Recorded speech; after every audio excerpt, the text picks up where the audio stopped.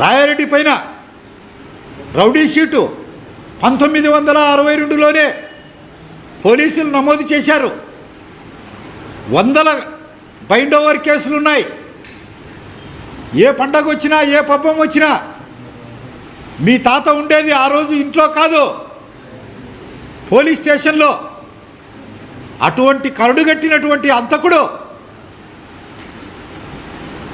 శాంతి కాముకుడు అయినట్టు మరి అనేక కేసుల్లో ముద్దాయిగా ఉండి ఈ రాష్ట్రంలో హైదరాబాదులో చెన్నారెడ్డిగా ఉన్నప్పుడు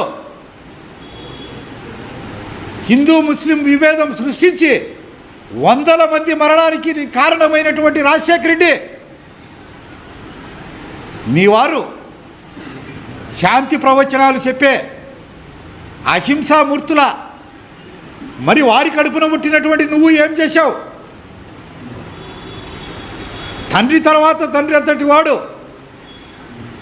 మీ పినతండ్రి వివేకానంద రెడ్డిని రాక్షసంగా శత్రువులకు కూడా గుండెలు జారిపోయే భయంకరంగా అతి దయనీయంగా చిత్రవద చేసి చేపను కదా కడ్డీకి చెక్కి కాల్చి కాల్చి కాల్చి చంపినట్టు ఆయన్ని చిత్రవద చేసి చంపావు. చంపిందే కాక గుండెపోటు అని ప్రచారం చేయించావు. గొడ్డలితో శత్రువుకు కూడా అంత బాధ కలగకూడదు, గొడ్డలితో నరికి నరికి నరికి కాళ్ళతో చేతలతో తన్ని తన్ని తన్ని హార్ట్ పేషెంట్ అనుకోకుండా వృద్ధుడు అనుకోకుండా సమరించావు. సమరించడమే కాకుండా ఆ కేసులో ఆంధ్ర రాష్ట్రం ముఖ్యమంత్రిగా ఉన్నటువంటి చంద్రబాబు నాయుడు గారు, జమ్మలమడుగు ఎమ్మెల్యేగా ఉన్నటువంటి ఆదినారాయణ రెడ్డి గారు మా చిన్నాయన్ను చంపారు అని చెప్పి ఈ రాష్ట్రమంతా గోబెల ప్రచారం చేసుకున్నావు. నీ అంత దుర్మార్గుడు, నీచుడు, నర్రూప రాక్షసుడు ఉండనే ఉండడు. పాము మాత్రమే తన పిల్లలను తాను తింటుంది. నోరు లేని క్రూర మృగాలు కూడా చివరకు తన బిడ్డలను సంహరించవు. మరి ఇలాంటి సంఘటనలు నువ్వు ముఖ్యమంత్రి అయిన తర్వాత ఒక్క వివేకానంద రెడ్డిదే కాకుండా ఇలాంటి ఎన్ని చేశావు?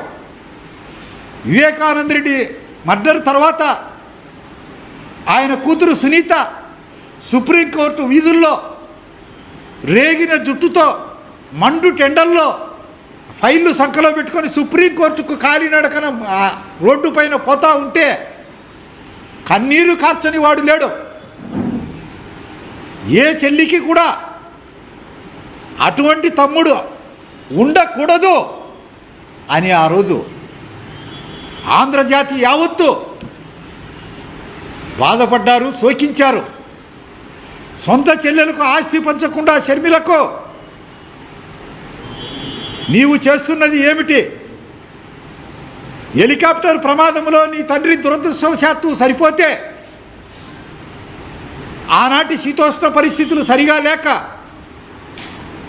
మా నాయన హత్య వెనక రిలయన్స్ ఉంది అని చెప్పి ఆంధ్ర రాష్ట్రంలో ఉన్నటువంటి రిలయన్స్ ఆస్తులు, పెట్రోల్ బంకులు, వారి ఆఫీసులు అన్నింటినీ బద్దలు బద్దలుగా తునాతునకలుగా పగలగొట్టి సీఎం అయిన వెంటనే సిగ్గు శరము ఏమాత్రం లేకుండా రిలయన్స్ వాళ్ళ బంధువుకే రాజ్యసభ సభ్యత్వం ఇవ్వడం అది నీకే చెల్లింది. మానవ జాతిలో ఎవరు కూడా ఇలాంటి పనులు చేయలేరు. నీ కుటుంబం ఏమీ అపజయమెరుగని కుటుంబం కాదు. 1969లో జరిగినటువంటి పంచాయతీ బోర్డు ఎన్నికల్లో మీ తాత వైఎస్ రాజారెడ్డి సతీమణి వైఎస్ జయమ్మ పంచాయతీ బోర్డుగా పోటీ చేసి గాడిచెర్ల కృష్ణమూర్తి అనే ఒక బ్రాహ్మణుని చేతిలో 4 ఓట్లతో ఓడిపోయింది. 1989లో మీ తండ్రికి స్వయాన అక్క కొడుకు మైకేల్ బాబు పోటీ చేసి జమ్మలమడుగులో 59,000 ఓట్లతో ఘోర పరాజయం. పాలయ్యావు. 1989లో జరిగినటువంటి సంఘటన అది. నీవు శివారెడ్డి మీద కడుపు మంటతో దేవగుడి సోదరులను అంతం చేయాలని వారికి ఫ్యాక్షన్ సృష్టించావు. ఏదో అదృష్టవశాత్తు వాళ్ళు ఆ పోరాటంలో బయటపడారు కాబట్టి సరిపోయింది. 1996లో ఎన్నికల్లో అక్రమాలు చేసుకొని గెలిచావు. 8,850 ఓట్లు పులివెందుల్లో లింగాల మండలంలో రిగ్గింగ్ చేశావు. కౌంటింగ్ నెంబర్ 5లో ఉండి నేను అన్నింటిపైన అర్జీలు పెట్టాను. కర్ణపాపపల్లి అనే గ్రామంలో ఓటర్ల జాబితాలో 700 ఓట్లుంటే 701 ఓటు ఓట్లుగా జాబితాలో నుంచి లేని కంటే కూడా ఎక్కువ ఆ రోజు పోలింగ్ చేశావు. ప్రిసైడింగ్ ఆఫీసర్ సంతకాలు లేవు. అవి తీసివేస్తే ఓడిపోతావు. ఇది కాకుండా ఆ రోజు జరిగినటువంటి ఎన్నికలో మరొక వ్యక్తి ఉన్నాడు, ఆదినారాయణుడి. నీకు డబ్బు లేకపోతే చేతులు ఎత్తేస్తే ఆనాటి ప్రఖ్యాతిగాంచినటువంటి వకీళ్ళు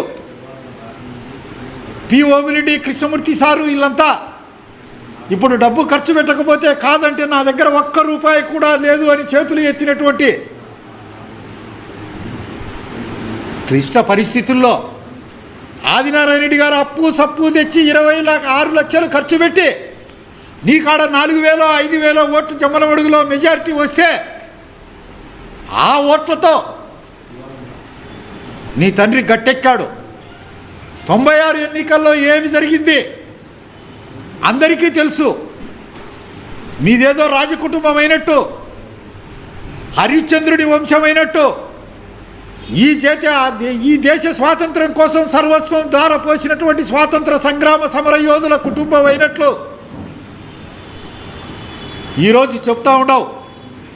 ఎందుకు ఇంత బలంగా చెప్తా ఉన్నానంటే 1995 తర్వాత జరిగినటువంటి దారుణ మారణ ఖండాలు, రిగ్గింగులు, గృహ దహనాలు, చీనీ చెట్లు కొట్టివేత, ఇవన్నీ కూడా ఈనాటి యువతరానికి తెలియవు.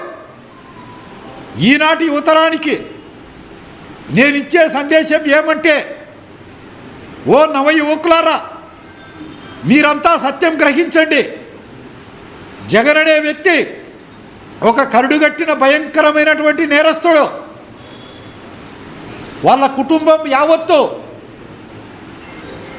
మానవ జాతి క్షమించరని నేరాలు ఘోరాలు చేసినటువంటి కుటుంబము. వారి సంపాదనంతా అక్రమము, మోసము. వారు రాజకీయంగా పైకి రావడం అంతా రక్తంతో కూడిందే. మీరు గ్రహించండి, నేను మంచోన్ని, నేను బుద్ధివంతుణ్ణి, నా కుటుంబం గొప్పది అని చెప్తున్నాడు. ఆ లక్షణాలు ఏమీ లేవు.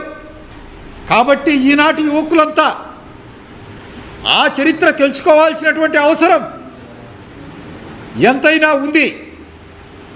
ఉండడమే కాకుండా ఈరోజు ఏమంటే టెక్నికల్ ఎడ్యుకేషన్ పెరిగిపోయి యువకులంతా టెక్నికల్ ప్రవాహంలో కొట్టుకపోతూ చరిత్ర కానీ, పొలిటికల్ సైన్స్ కానీ, సోషియాలజీ కానీ, సైకాలజీ కానీ, ఫిలాసఫీ కానీ, ఎకనామిక్స్ కానీ ఇలాంటి సబ్జెక్టులన్నీ చదువుకోవడం వల్ల ఈ అనర్థం జరిగే పరిస్థితి ఉంది.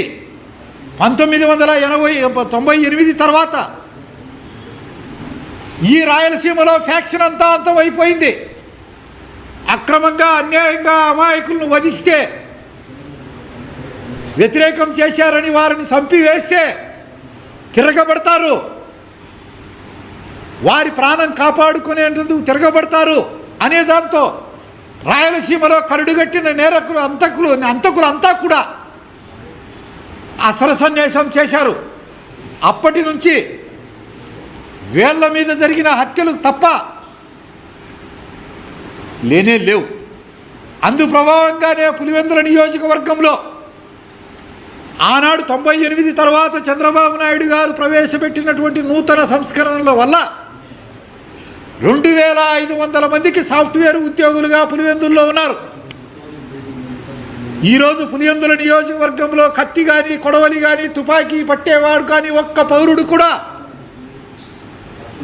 కాగడా వేసి వెతికినా కనిపించడు. యువ మిత్రులారా, మీరు జగన్ చెప్పేటివన్నీ విన్నారంటే, ఆ ప్రవాహ వేగంలో కొట్టుకుపోయారంటే, మీ పూర్వీకులు ఏ విధంగా అయితే కత్తికి ఖండలుగా ఖండించబడ్డారో, ఆ కుటుంబం కోసం ఏ విధంగా హత్యలు చేసి జైళ్ళకు పోయి మళ్ళా మీరు మనుషులు పోగొట్టుకొని మీ ఇంట్లో ఉన్నటువంటి మాతృమూర్తులు, అక్కలు, చెల్లెళ్ళంతా మంగళసూత్రాలు కోల్పోయి, నల్ల పూసల సౌరులు కోల్పోయి శోకంలో మునిగిపోయారో, కన్నీటి ప్రవాహంలో కొట్టుకుపోయారో, మీకు ఆ పరిస్థితి వద్దు. నిజంగా గుర్తించండి. ఈనాటి కాలమాన పరిస్థితులు బట్టి మీరు ప్రతి ఒక్కరూ రాజారెడ్డి ఎందుకు హత్య గావించబడ్డాడు, రాజశేఖర రెడ్డి హెలికాప్టర్ ప్రమాదంలో చనిపోతే జగన్ ఎందుకు రిలయన్స్ వారిపైన నింద వేశాడు, వేసిన తర్వాత వారికే ఎందుకు రాజ్యసభ సభ్యత్వం ఇచ్చాడు, వివేకానంద రెడ్డి కేసులో ముద్దాయిలు ఎవరు, వివేకానంద రెడ్డి కూతురు వేసినటువంటి దావాలను పేపర్కు ఇస్తున్నటువంటి ప్రింట్ మీడియాలకు, ఎలక్ట్రానిక్ మీడియాలకు ఇస్తున్నటువంటి ఇంటర్వ్యూలన్నీ ఎవరికో కోసమో కాదు, మీరు మంచిగా ప్రశాంతంగా జీవించేటందుకు, ఇలాంటి ఉన్మాదుల వలలో పడకుండా ఉండేటందుకు మీరు తెలుసుకోవాల్సినటువంటి అవసరం ఎంతైనా ఉంది. మరి జగన్ ముఖ్యమంత్రి అయిన తర్వాత కాకముందు ఆయన చేసినటువంటి దాష్టికాలు ఏమిటి? రాజశేఖర రెడ్డి ముఖ్యమంత్రిగా ఉన్నప్పుడు ఎరుకల కులానికి చెందిన ఎస్టీ అయినటువంటి మహేష్ అనే వ్యక్తిని చుట్టుముట్టి పట్టుకొని గొంతు కొయ్యడం, ఆ కేసు కూడా పోలీస్ స్టేషన్లో రిజిస్టర్ కాకుండా చూడడం, దానిలో నీ హస్తం లేదా జగన్? నేను పులివెందులోనే, నీ బతుకు బండారం అంతా నాకు తెలుసు. వాళ్ళ తమ్ముని కొడుకులు యాక్టివ్గా చిన్నాయన కేసును ముందుకు తీసుకొని పోవాలని పోలీస్ స్టేషన్ల చుట్టూ, కోర్టుల చుట్టూ తిరుగుతూ ఉంటే, ఎరికెల మహేష్ తమ్ముని కొడుకులను ఇద్దరిని గొంతు కోసి చంపితే ఎఫ్ఐఆర్ అనే లేదు. దానికి నీవు బాధ్యునివి కాదా? 2003-4లో కడప సెషన్స్ కోర్టులో Rayareddy case, Uma Maheswara Reddy case trial జరుగుతూ ఉంటే జడ్జి బెంచ్లోకి పోతే నా పక్కనే సూట్ కేసు బాంబు పెట్టించినటువంటి గనుడివి నువ్వు కాదా? నన్ను చంపేటందుకు మధ్యల చెరువు సూరి నీకు సహాయం చేసేట్టుగా, మధ్యల చెరువు సూరికి పరిటాల రవిని చంపేటందుకు నువ్వు సహాయం చేసేట్టుగా ఒప్పందం నిజం కాదా? సిబిసిఐడి పోలీసుల ద్వారా ఆ కేసు నిర్ధారణై నీ సహచరుడు మంగళకృష్ణ అనుచరుడు దాంట్లో ముద్దాయి. నువ్వు ఎలా తప్పించుకునింది ఈనాటి తరానికి తెలియకపోవచ్చు, పాత తరానికి అందరికీ తెలుసు. ఆనాడు ఉమ్మడి ఆంధ్రప్రదేశ్ అసెంబ్లీలో 6 గంటల పాటు సుదీర్ఘమైనటువంటి చర్చ జరిగింది, ట్రేస్ అయింది.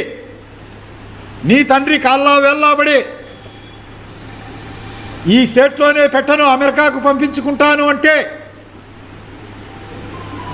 నిన్ను కేసు నుంచి తప్పించడం జరిగింది. ఆనాటి అసెంబ్లీ రికార్డులన్నీ పరిశీలిస్తే నీ బతుకు బండారము ఏమిటనేది అర్థమవుతుంది. అదేవిధంగా పరిటాల రవి మీ తండ్రి సీఎంగా ఉన్నప్పుడు పరిటాల రవి హత్యలో నీ తండ్రి నీవు సూత్రధారులు కాదా? ఏ విధంగా చంపించింది అందరికీ తెలుసు. ఒరిజినల్గా చెప్పాలంటే ఆ రోజే నీ తండ్రి పైన, నీ పైన పరిటాల రవి కేసులో ముద్దాయిలుగా చేర్చాల్సి ఉండే. నీవు చాకచక్యంతో నీ తండ్రి సీఎంగా ఉన్నాడు కాబట్టి తప్పించుకున్నావు. మరి నీ వివేకానంద రెడ్డి మీ చిన్నాయన కేసు ఎన్ని మలుపులు తిప్పింది అందరికీ తెలుసు. అదేవిధంగా నువ్వు సీఎం అయిన తర్వాత కొండలాంటి మంచి అచ్చెన్నాయుడిని ఫైల్స్కు ఆపరేషన్ చేయించుకొని ఉంటే ఆ వ్యక్తిని చుట్టుముట్టి అరెస్టు చేసి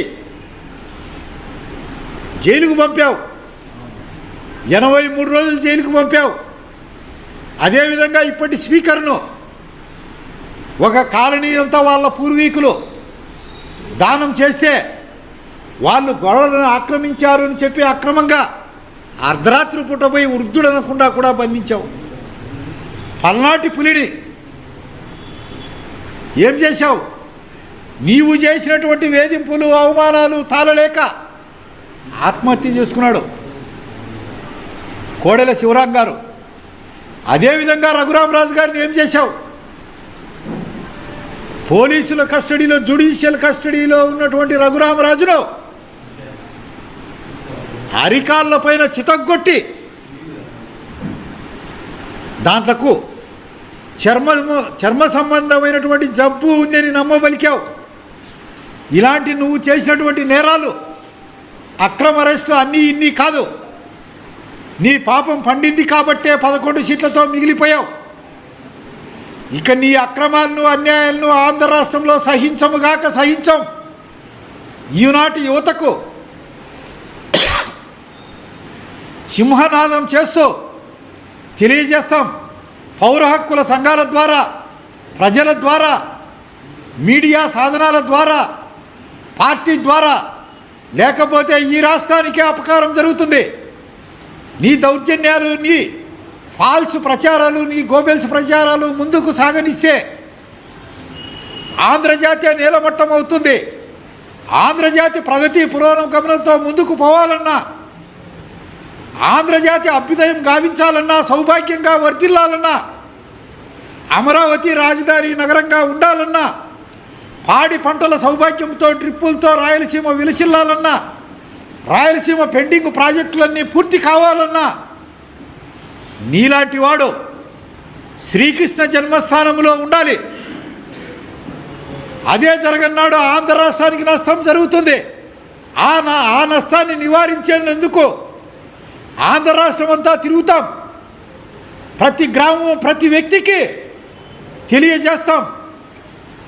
చంద్రబాబు నాయుడు గారిని 74 సంవత్సరాల వయసులో నీ తండ్రి వయసు వంటి వాడు ఎలాంటి ఆధారాలు లేకుండా అర్ధరాత్రి పూట గాఢ నిద్రలో ఉన్నప్పుడు పోలీసుల చేత అరెస్టు చేయించి 53 రోజులు జైల్లో పెట్టావు. నీ పాపాలు పండే రోజు వచ్చింది.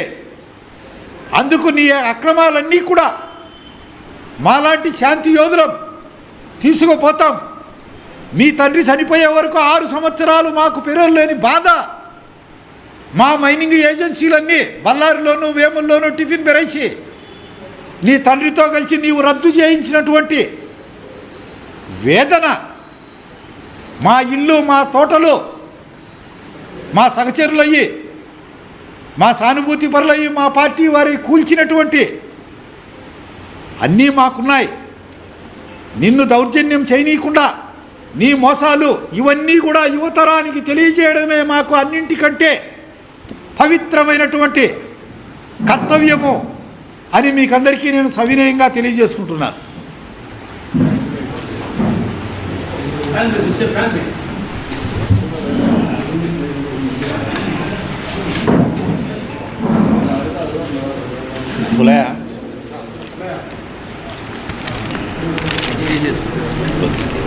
నాకు దెబ్బలు ఇది కాదు, ఒరిజినల్ తీసుకో.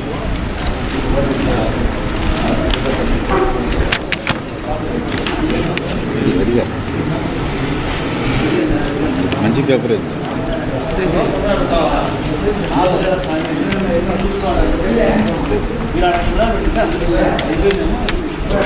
చూడా అప్పుడు 96లో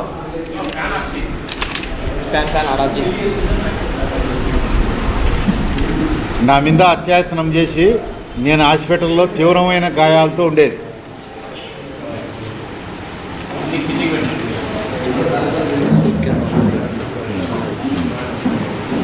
ఓకేనా? పక్కన పెట్టుకోండి. ఇది సూట్ కేసు బాంబు సందర్భంగా ధర్నా చేసింది. నా పైన సూట్ కేసు బాంబు. దాంట్లో చాకచక్యంగా జగన్ తప్పించుకొని మంగళకృష్ణను ఫిక్షన్ చేసి మంగళకృష్ణ దాంట్లో శిక్ష అనుభవించినాడు.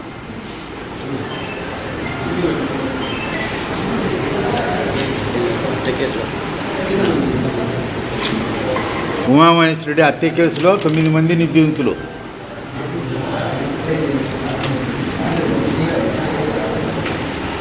గతంలో కూడా నన్ను చంపుతారని చెప్పి ప్రెస్ ముందుకు వచ్చాను నేను. ఇది తీసుకో, ఈ దసరాలు తీసుకో.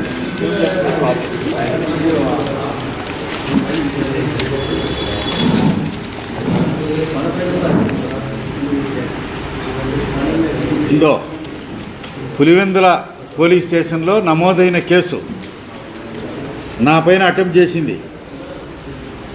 Crime number 62/96 under sections 147, 148, 307, 324, 326, 332, 224, 114 red with 149 IPC. Rayareddy మొదటి ముద్దాయి. చూడండి బాగా.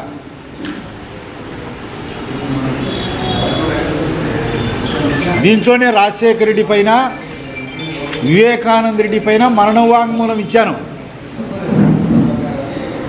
మరణవాంగ్మూలం ఆనాడు జ్యుడిషియల్ ఆఫీసరు రికార్డు చేశాడు.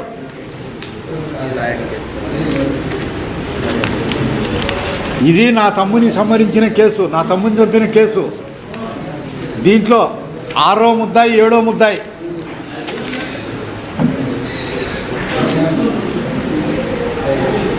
ఎనిమిదో ముద్దాయి ఈసీ గంగిరెడ్డి, వైఎస్ భాస్కర్ రెడ్డి 9వ ముద్దాయి. అక్యూ అండర్ సెక్షన్ 147, 148, 302 రెడ్ విత్ 149. మరి వీళ్ళంతా మరి మహాత్ములు. వాళ్ళు చంపితే చంపించుకోవాలా, వాళ్ళు తంతే తన్నించుకోవాలా.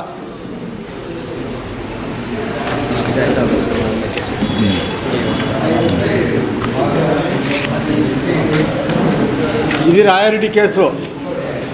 అమాయకులైన అందరిపైన కేసు పెట్టినారు. మొత్తం 19 మంది పైన 19 నా పైన కాన్స్పిరేటర్గా పెట్టినారు. సతీష్ రెడ్డి 14వ నిందితునిగా పెట్టినారు. ఛార్జ్షీట్లో తర్వాత తీసేసినారు.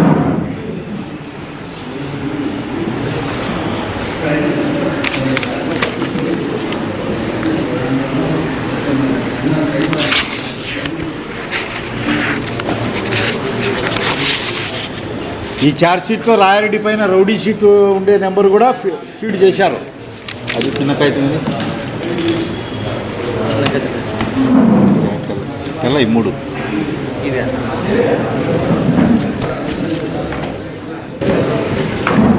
రాయారెడ్డి పైన ఉండే క్రిమినల్ కేసులు ఒక్కసారి చూడండి. క్రైమ్ నెంబర్ 23/70 1970లో అండర్ సెక్షన్ 147, 148 పులివెందుల 1970లో 74లో 107 ప్రొసీడింగ్స్.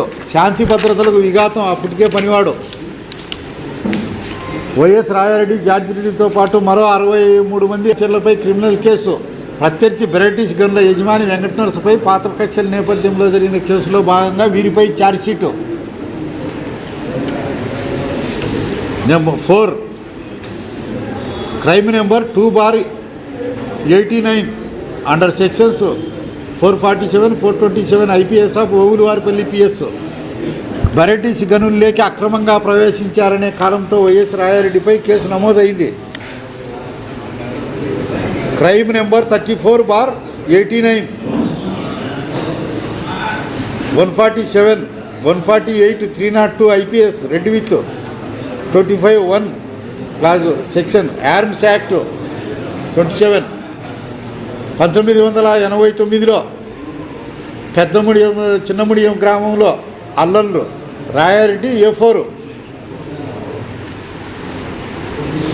తెలుగుదేశం పార్టీకి చెందిన ఎల్ వెంకటరమణారెడ్డి ఓటు వేసి వస్తుండగా విచక్షణరహితంగా కాల్పులు జరిపారు. వెంకటరమణారెడ్డి అక్కడికక్కడే చనిపోయినాడు. Crime number 187/90, crime number 18/90, crime number 111 SC/ST act, section 7 PCR act Pulivendula రాయారెడ్డిపై SC/ST అట్రాసిటీ కేసు 1990లో నగరగుట్ట ఎరుకల ఊరు అది నగరగుట్ట ఎరుకల పైన ఇళ్ళన్నీ కాల్చింటి కేసు.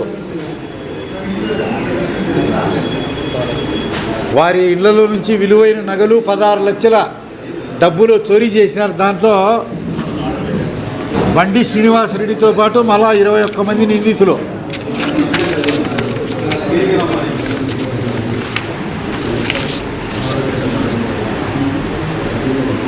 పులివెందులు అరెస్ట్ చేశారు 37 మందిని.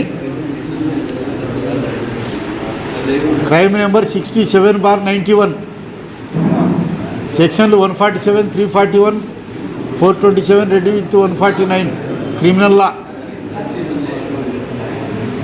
ఓబులబారపల్లి రైల్వే స్టేషన్లో రాయలసీమ ఎక్సైజ్ సిఐ ముందుకు కదలనీయకుండా అడ్డుకున్నారు. రాయారెడ్డి పైన కేసు 91లో crime number 90/91 under section 427 IPC 156 Pulivendula PS.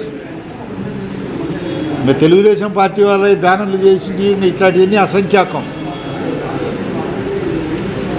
Crime number 18/92 రాయారెడ్డితో పాటు మరికొందరు అక్రమంగా మైనింగ్ కార్యాలయంలో ప్రవేశించి అద్దాలను పగలగొట్టిన కేసు ఓబులవారిపల్లి. క్రైమ్ నెంబర్ 54/92 రాయారెడ్డితో పాటు పలువురు మారణాయుధాలతో అక్రమంగా మైనింగ్ పరిసరాల్లోకి అక్రమంగా ప్రవేశించి బెదిరింపులకు పాల్పడ్డారు.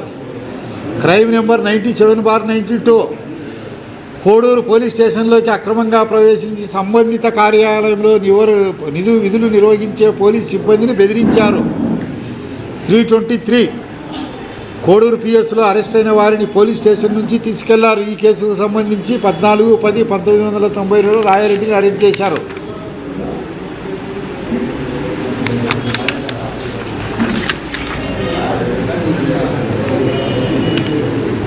ఐదు 12/1992 రాయారెడ్డితో పాటు మరో 8 మంది కలిసి హైదరాబాద్ అబిడ్స్లోని తాజ్మహల్ హోటల్ నెంబర్ 26లో రాజగోపాల్ అనే బ్రాహ్మణుని పెద్ద మనిషిని కర్రలతో విచక్షణారహితంగా దాడికి పాల్పడ్డారు. వీళ్ళు రాజశేఖర రెడ్డిపై క్రిమినల్ కేసులు. బ్యాలెట్ బూతుల్లో నీళ్లు పోసింది 1989లో రవీంద్రనాథ్ పోలీస్ స్టేషన్ కడప. ఇట్లాంటి అసంఖ్యాకం 147 1989 పోలింగ్ ముద్దనూరు మండలంలో పెనుకరపాల్లో లైసెన్స్ లేని తుపాకీ నుంచి కాల్పులు జరిపినందుకు. 89 178 పోలింగ్ బూతుల్లో బ్యాలెట్ పెట్టెల్లో పెట్రోల్ పోసి నిప్పంటించిన కేసులో రాజశేఖర రెడ్డి. పెనుకలపాల్లో కాటమైపోయిన తెలుగుదేశాన్ని మరికొందరిపై రాజశేఖర రెడ్డి ప్రభుత్వం కాల్పులు జరిపిన కేసులో 95లో ఎన్నికల సందర్భంగా వేంపల్లి టౌన్లోని పోలింగ్ బూత్లో 15లో వైఎస్ రాజశేఖర రెడ్డి అక్రమంగా ప్రవేశించి ఎన్నికల అధికారులను భయపెట్టి ఓటర్లను రిగ్గింగ్ చేశాడు. అది నెంబరు CR నెంబర్ 12/95.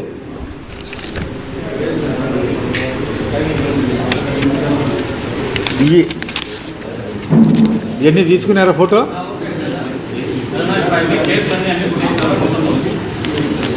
పాత కొన్ని ఫైల్ చేయండి, అట్నే ఉన్నాయి. ఫైల్ చేయకుండా మనుషులు పోయినాక మూసేసి ఉంటారు కదా క్లోజ్, అట్లా కొన్ని ఉన్నాయి. అన్నీ పూర్తిగా క్లోజ్ కాలే. ఇంకా మంచి లేడు కాబట్టి దాన్ని ఇంకా